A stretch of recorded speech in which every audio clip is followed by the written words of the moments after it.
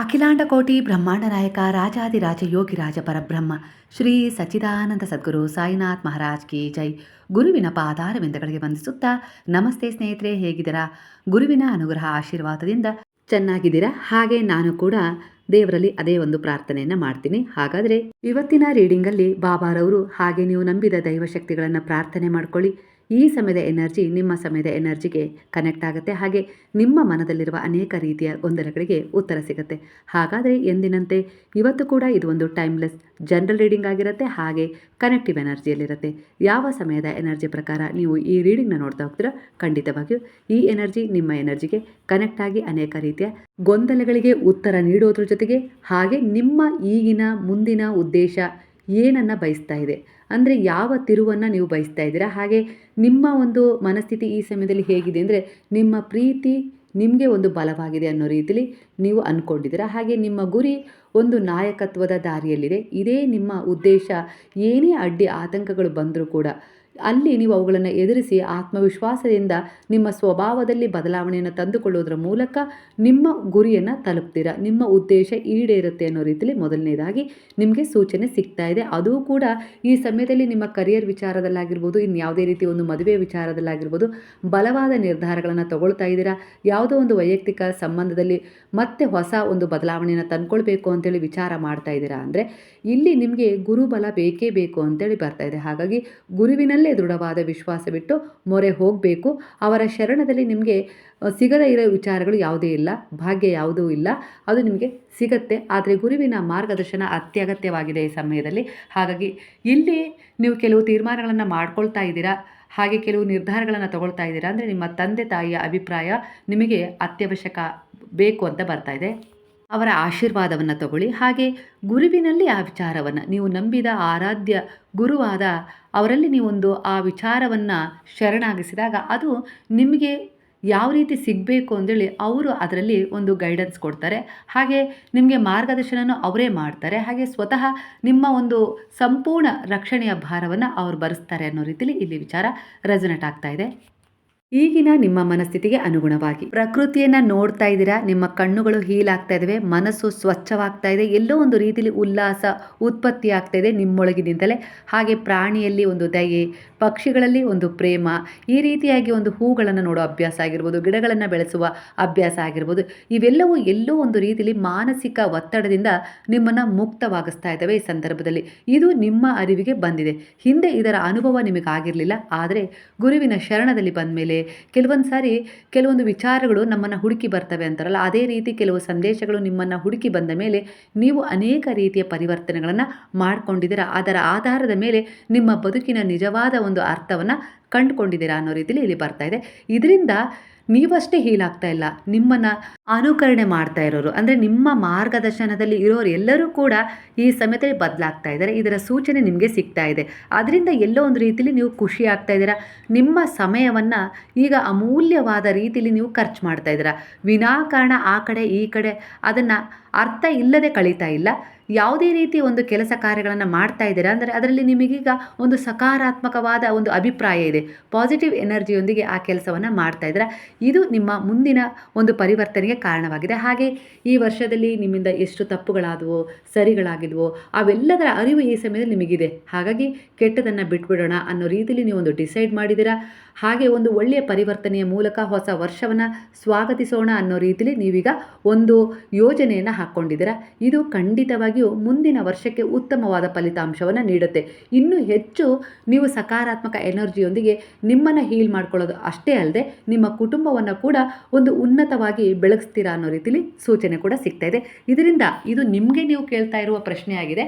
ಖಂಡಿತ ನಾನು ಸುಧಾರಣೆ ಆಗಿರೋದ್ರಿಂದ ಎಷ್ಟೆಲ್ಲ ಬದಲಾವಣೆ ಆಯ್ತಲ್ಲ ಅನ್ನೋ ರೀತಿಲಿ ಹಿಂದೆ ಇದ್ದ ಪರಿಸ್ಥಿತಿಗೂ ಈಗಿರುವ ಪರಿಸ್ಥಿತಿಗೂ ನೀವು ನೋಡ್ತಾ ಇದ್ದೀರಾ, ಭಿನ್ನ ಭಿನ್ನ ಒಂದು ಅಭಿಪ್ರಾಯಗಳನ್ನು ವ್ಯಕ್ತಪಡಿಸಿ. ಹಾಗಾಗಿ ಈ ಸಮಯದಲ್ಲೂ ಕೂಡ ನಿಮ್ಮಲ್ಲಿ ಇದೇ ರೀತಿ ನಾನು ತುಂಬ ಬದಲಾವಣೆಯನ್ನು ಮಾಡ್ಕೊಂಡಿದ್ದೀನಲ್ಲ, ಇದು ಎಲ್ಲೋ ಒಂದು ರೀತಿಯಲ್ಲಿ ಮುಂದಿನ ವರ್ಷದ ಮೇಲೆ ಪರಿಣಾಮ ಬೀರುತ್ತೆ ಅನ್ನುವ ರೀತಿಯಲ್ಲಿ ಒಂದು ಸಕಾರಾತ್ಮಕ ಯೋಜನೆಯನ್ನು ಹಾಕ್ಕೊಂಡಿದ್ದೀರಾ. ಸ್ವಲ್ಪ ಹಣಕಾಸಿನ ಬಿಕ್ಕಟ್ಟು ಇದ್ದರೂ ಕೂಡ ಸರಳತೆಯಲ್ಲಿ ಜೀವಿಸೋದನ್ನು ಕಲ್ತಿದ್ದೀರಾ. ಹಾಗಾಗಿ ಏನೇ ಸಮಸ್ಯೆಗಳು ಬರಲಿ, ಎಂಥದ್ದೇ ಪರಿಸ್ಥಿತಿಗಳು ಬರಲಿ, ಎದುರಿಸ್ತಾ ಇದ್ದೀರಾ. ಹಾಗಾಗಿ ಇಲ್ಲಿ ನಿಮಗೆ ಎಲ್ಲೋ ಒಂದು ರೀತಿಯಲ್ಲಿ ಫೀಲ್ ಆಗ್ತಾ ಇದೆ, ಅಂದರೆ ನಿಮ್ಮ ಬಗ್ಗೆನೇ ಒಂದು ಹೆಮ್ಮೆ ಆಗ್ತಾ ಇದೆ. ಅಹಂಕಾರ ಅಲ್ಲ, ಹೆಮ್ಮೆ.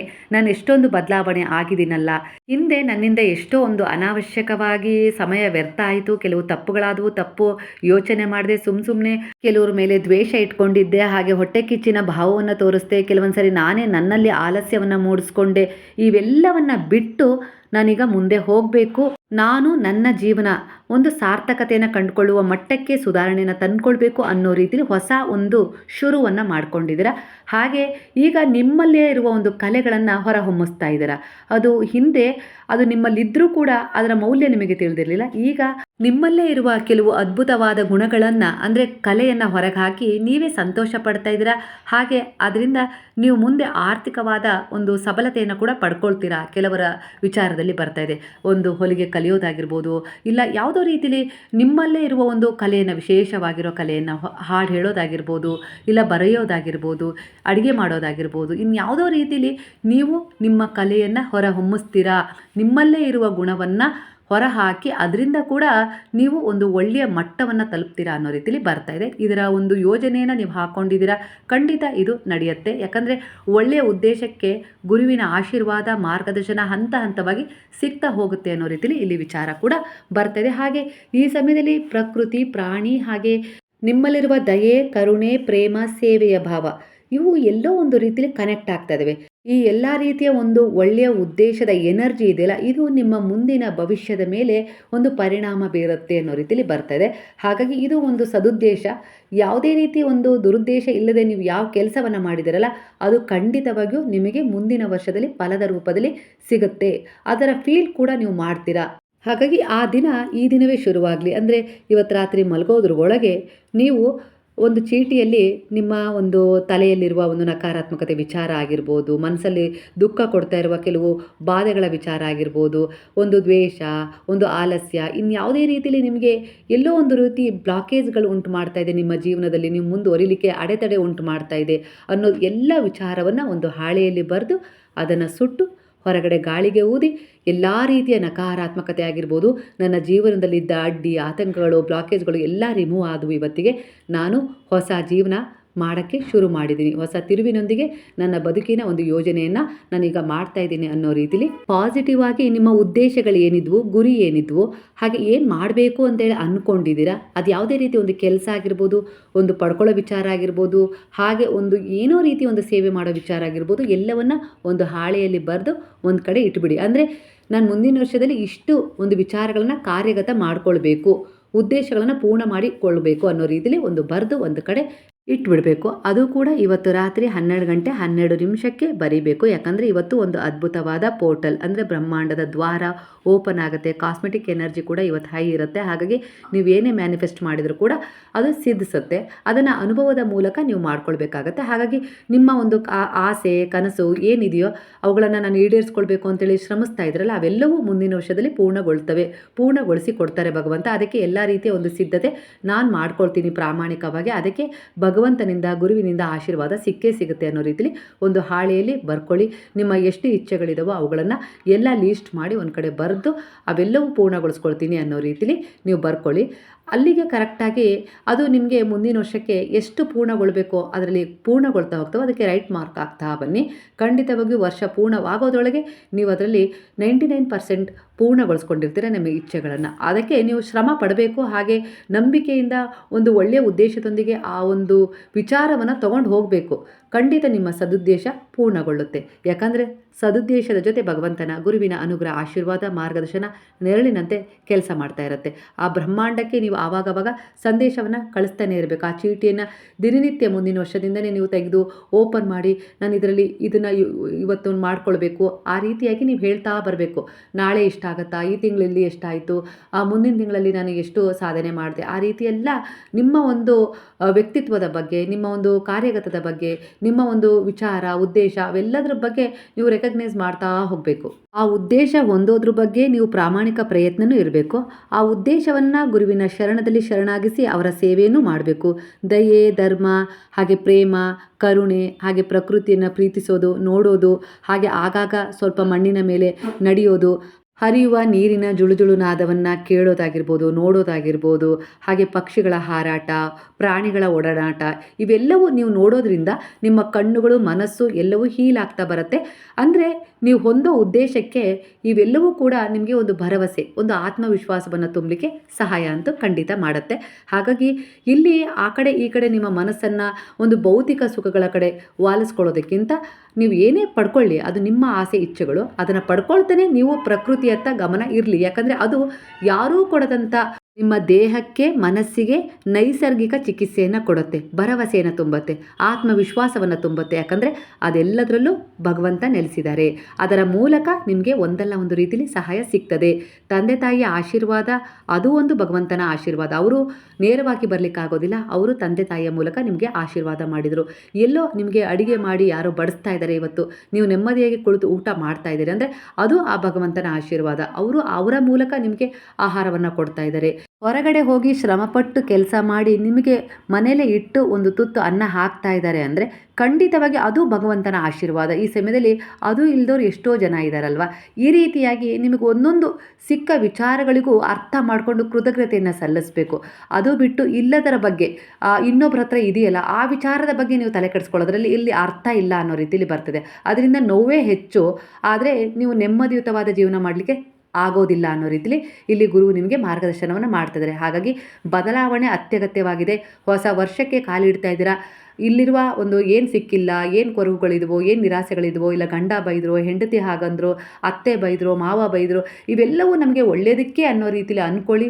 ಆ ವಿಚಾರಗಳನ್ನು ಕ್ಷಮೆ ಕೊಟ್ಟು ಅವುಗಳನ್ನು ಬಿಟ್ಬಿಡಿ, ಮುಂದೆ ಹೋಗಿ. ಹೊಸ ಒಂದು ತಿರುವು ನಿಮಗೋಸ್ಕರ ಸಿಗ್ತಾ ಇದೆ. ಅದು ಏನು ನೀವು ಹಿಡ್ಕೊಂಡು ಇಟ್ಟಷ್ಟು ಅದೊಂದು ಕಾರ್ಮಿಕ್ಸ್, ಅದು ನೀವು ಹೊರಗೆ ಹಾಕಿದರೆ ಅದೊಂದು ರಿಲೀಸ್ ಆಗುತ್ತೆ ಅಷ್ಟೇ.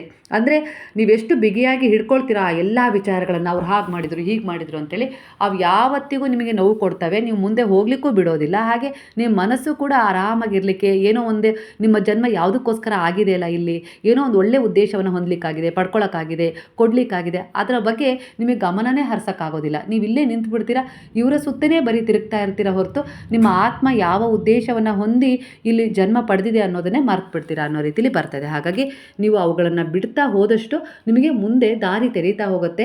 ಆ ದಾರಿಯಲ್ಲಿ ನೀವು ಮುಂದೆ ಸಾಗ್ತಾ ಹೋಗ್ತೀರಾ.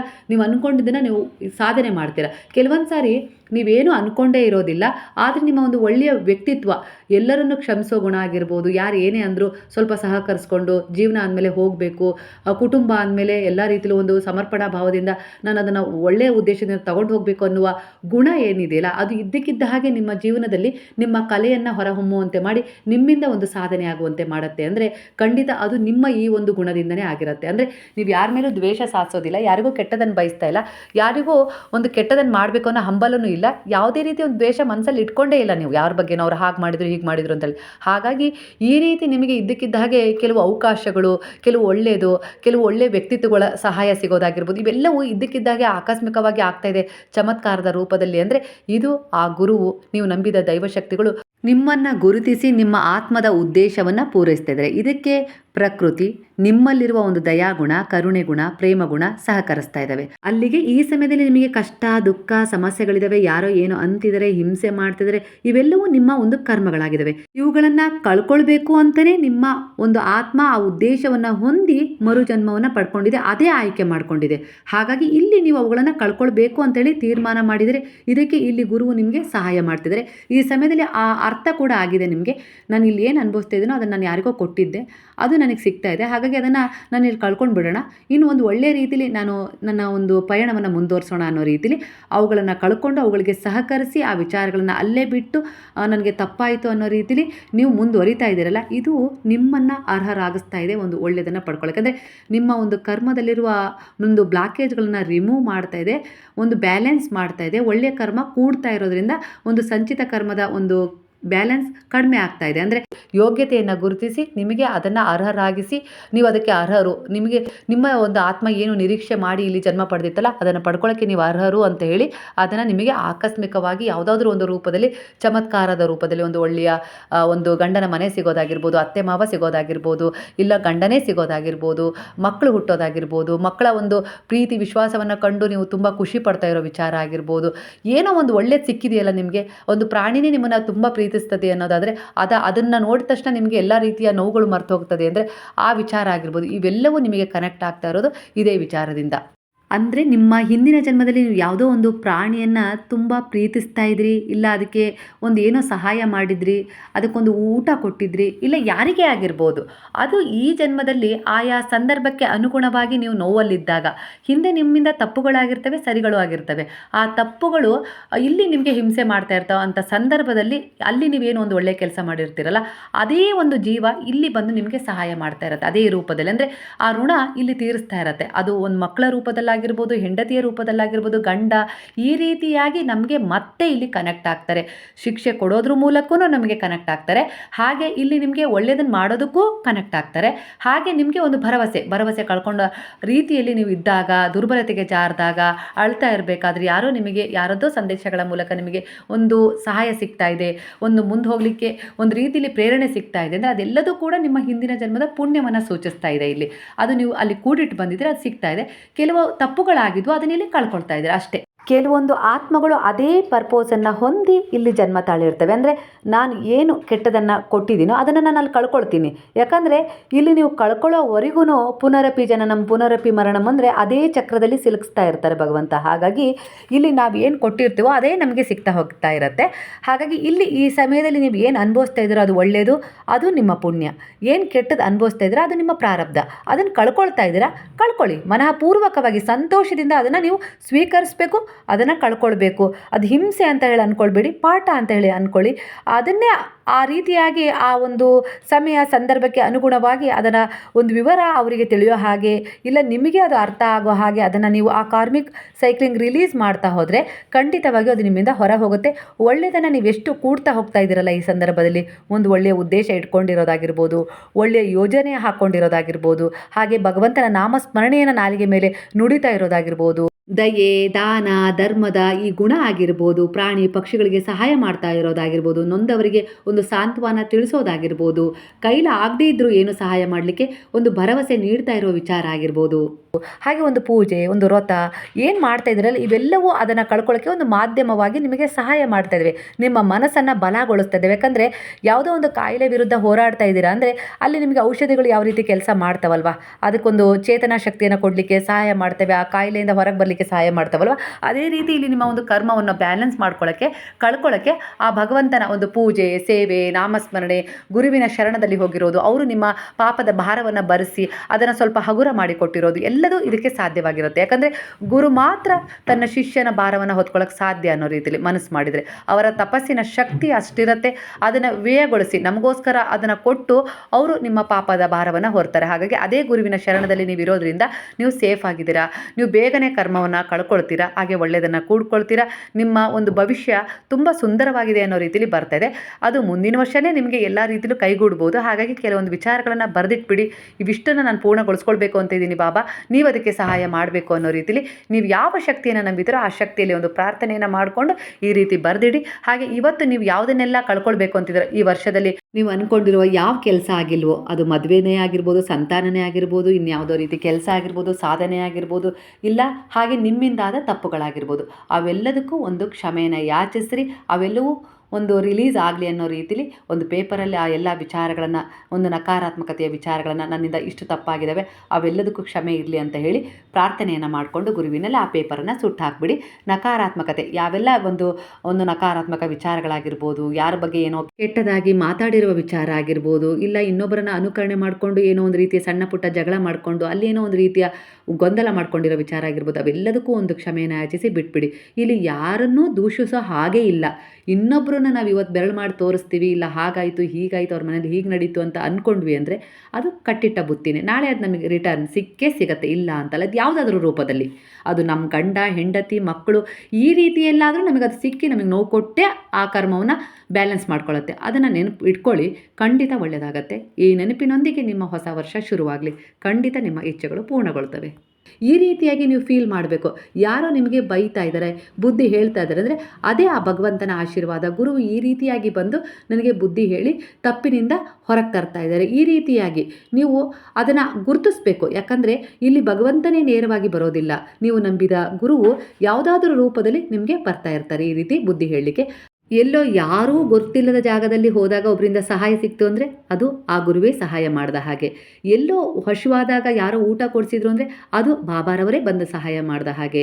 ನೀವು ಎಲ್ಲೋ ಒಂದು ರೀತಿಯಲ್ಲಿ ಸಮಸ್ಯೆಗೆ ಸಿಕ್ಕಾಕೊಂಡಾಗ ಅಲ್ಲಿ ನಿಮ್ಮವರ ಅಲ್ಲದೆ ಇರೋರು ಯಾರೋ ಬಂದು ಸಹಾಯ ಮಾಡಿದ್ರು ಅಂದರೆ ಅದೇ ಬಾಬಾ ಬಂದು ಸಹಾಯ ಮಾಡಿದ ಹಾಗೆ. ಇವೆಲ್ಲವೂ ಏನು ಗೊತ್ತಾ, ನೀವು ಈ ಸಮಯದಲ್ಲಿ ಅವರಲ್ಲಿ ಶರಣಾದ ಭಾವಕ್ಕೆ ತಕ್ಕ ಹಾಗೆ ನೀವು ಆ ಕರ್ಮವನ್ನು ಭೋಗಿಸ್ಬೇಕಾಗಿರುತ್ತೆ. ಆದರೆ ಆ ಸಂದರ್ಭದಲ್ಲಿ ಬಲವಾಗಿ ಗುರು ಬಲವಾಗಿ ಬಂದು ನಿಂತು ನಿಮಗೆ ಸಹಾಯ ಮಾಡ್ತಾ ಇರ್ತಾರೆ. ಇದು ಅನೇಕ ರೀತಿಯಲ್ಲಿ ಆಗಿರ್ಬೋದು. ನಾನು ಇಲ್ಲೊಂದು 3 ಉದಾಹರಣೆ ಕೊಟ್ಟಿದ್ದೀನಿ. ಇದು ಸಾಕಷ್ಟು ಬಾರಿಯಲ್ಲಿ ನೀವು ಯಾವುದೋ ರೀತಿ ದೈಹಿಕ ಮಾನಸಿಕ ಸಮಸ್ಯೆಗಳನ್ನು ಎದುರಿಸುವಂಥ ಸಂದರ್ಭದಲ್ಲಿ ಅಲ್ಲಿಂದ ಮುಕ್ತಿಯನ್ನು ನೀಡೋದ್ರ ಮೂಲಕ ನಿಮಗೆ ಹೊಸ ಜೀವನವನ್ನು ಕೊಟ್ಟಿರ್ತಾರೆ. ಯಾರೋ ಬಂದು ಸಹಾಯದ ಮೂಲಕ ಪರಿಸ್ಥಿತಿಗಳೇ ಬಂದು ನಿಮ್ಮ ಪರವಾಗಿ ನಿಂತು ಸಹಾಯ ಮಾಡಿರ್ತವೆ ಅಂದರೆ ಅದು ಆ ಗುರುವಿನ ಬಲ ನಿಮ್ಮ ಜೊತೆಗೆ ಇರೋದ್ರಿಂದಲೇ ಸಾಧ್ಯವಾಗಿರೋದು. ಗುರು ಕರುಣೆ, ಗುರು ದಯೆ, ಪ್ರೇಮ ಇದೆಯಲ್ಲ ಅದು ಯಾರಿಗೂ ಸಿಗೋದಿಲ್ಲ. ಸಿಕ್ಕವರು ನಿಜವಾಗ್ಲೂ ಅದೃಷ್ಟವಂತರು ಅಂತಲೇ ಅಂದ್ಕೊಳ್ಬೋದು. ಅವ್ರ ಭವಿಷ್ಯ ಸುಂದರವಾಗಿ ರೂಪಿಸಿಕೊಡೋವರೆಗೂ ಗುರು ಕೈ ಬಿಡೋದಿಲ್ಲ. ಅಂತಹ ದಯಾಮಯಿ, ಕರುಣಾಮಯಿ, ಪ್ರೇಮಮಯಿ ಸಾಯಿಯ ಶರಣದಲ್ಲಿ ನೀವಿದ್ದೀರಾ. ಹಾಗಾಗಿ ನಿಶ್ಚಿಂತೆಯಿಂದ ಇರಿ, ಪ್ರಾಮಾಣಿಕ ಪ್ರಯತ್ನ ಮಾಡಿ. ನಿಮ್ಮ ಕಾರ್ಮಿಕ್ ಕ್ಲೈನ್ಸಿಂಗ್ ಮಾಡ್ತಾ ಇದ್ದಾರೆ ಬಾಬಾ. ಎಲ್ಲ ರೀತಿಯಲ್ಲೂ ನಿಮ್ಮ ಶುದ್ಧೀಕರಣ ನಡೀತಾ ಇದೆ. ಖಂಡಿತ ನೀವು ಅಂದ್ಕೊಂಡಿದ್ದನ್ನು ನೀವು ಸಾಧನೆ ಮಾಡೇ ಮಾಡ್ತೀರಾ. ಮನಸ್ಸಲ್ಲಿ ಯಾವುದೇ ರೀತಿ ಸಣ್ಣ ಪುಟ್ಟ ವಿಚಾರಗಳನ್ನು, ಒಂದು ದ್ವೇಷವನ್ನು, ಶತ್ರುತ್ವವನ್ನು, ಕೋಪವನ್ನು ಇಟ್ಕೊಳ್ಳೋಕೆ ಹೋಗಲೇಬೇಡ್ರಿ. ಅದನ್ನು ಆಗಿಂದ ಆಗಲೇ ರಿಲೀಸ್ ಮಾಡ್ತಾನೆ ಹೋಗಬೇಕು. ಆಗಲೇ ನೀವು ಮುಂದೆ ಹೋಗಲಿಕ್ಕೆ ಸಾಧ್ಯ. ಮನಸ್ಸು ಕೂಡ ತುಂಬ ಚೆನ್ನಾಗಿರ್ಲಿಕ್ಕೆ ಸಾಧ್ಯ. ಇಲ್ಲ ಸಣ್ಣ ಪುಟ್ಟವರೇ, ನಮ್ಮ ಹತ್ತಿರದ ಸಂಬಂಧಗಳೇ, ಗಂಡ ಹಾಗಂದ್ರು, ಹೆಂಡತಿ ಹೀಗಂದ್ರು, ಮಕ್ಕಳು ಹೀಗಂದ್ರು ಅನ್ನೋ ವಿಚಾರಗಳನ್ನು ನೀವು ಮನಸ್ಸಲ್ಲಿ ಇಟ್ಕೊಳ್ತಾ ಹೋದಷ್ಟು ನಿಮ್ಮ ದೈಹಿಕ ಮಾನಸಿಕ ಸ್ಥಿತಿ ಕುಗ್ಗುತ್ತೆ, ರೋಗಕ್ಕೆ ತುತ್ತಾಗ್ಬಿಡ್ತೀರಾ ಅನ್ನೋ ರೀತಿಯಲ್ಲಿ ಬರ್ತದೆ. ಹಾಗಾಗಿ ನೀವು ಅವುಗಳನ್ನು ರಿಮೂವ್ ಮಾಡ್ತಾನೆ ಇರಬೇಕು, ಮುಂದೆ ಹೋಗ್ತಾನೆ ಇರಬೇಕು, ನಿಲ್ಲಬಾರ್ದು. ಅವರ ಮಾತುಗಳನ್ನು ಕ್ಷಮಿಸಿದಷ್ಟು ನೀವು ಸದೃಢ ಆಗೋದಿಲ್ಲ. ನೀವು ನಿಮ್ಮ ಕಾರ್ಮಿಕ್ಕಿಂದ ಶುದ್ಧರಾಗ್ತಾ ಬರ್ತೀರಾ. ಅಂದರೆ ನಿಮ್ಮ ಹಿಂದಿನ ಒಂದು ಪ್ರಾರಬ್ಧ ಕರ್ಮಗಳಿಂದ ಬಿಡುಗಡೆ ಹೊಂದುತ್ತಾ ಬರ್ತೀರಾ. ಅವ್ರು ಏನಾದರೂ ಮಾಡ್ಕೊಳ್ಳಿ, ಅದು ಅವರ ಕರ್ಮ ಅಲ್ವಾ. ಆದರೆ ನೀವಂತೂ ಶುದ್ಧೀಕರಣಗೊಳ್ತೀರಾ. ಯಾಕಂದರೆ ನಿಮ್ಮ ಆತ್ಮದ ಉದ್ದೇಶ ಅದೇ ಆಗಿರೋ, ಈ ಜನ್ಮದಲ್ಲಿ ನಾನು ಹಿಂದೆ ಏನು ಕೊಟ್ಟಿದ್ನೋ ಅದನ್ನು ಕಳ್ಕೊಳ್ಬೇಕು ಅಂತಲೇ ನೀವು ಒಂದು ಆತ್ಮದ ಉದ್ದೇಶದಿಂದ ನೀವು ಇಲ್ಲಿ ಜನ್ಮ ಪಡೆದಿರೋದು. ಹಾಗಾಗಿ ಅದನ್ನು ನೀವು ಕ್ಲೈಮ್ ಮಾಡ್ಕೊಳ್ತಾ ಬನ್ನಿ.